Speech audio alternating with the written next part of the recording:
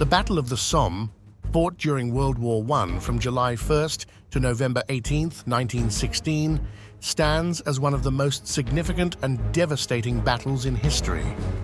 It was intended as a joint British and French offensive against German forces along a 25-mile front in northern France.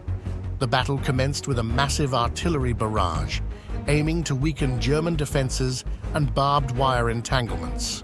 However, the effectiveness of the bombardment was limited, and the Germans, deeply entrenched, largely survived the initial onslaught. On July 1st, 1916, the British launched a series of infantry assaults along the Somme front.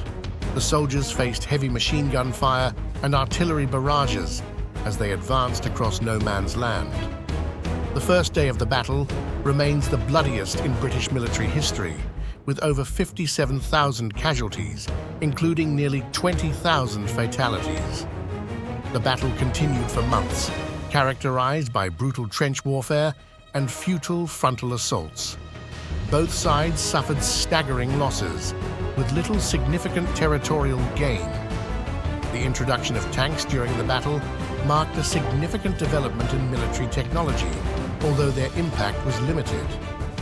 By the time the battle concluded in November, over 1 million men from all sides had been wounded, captured, or killed.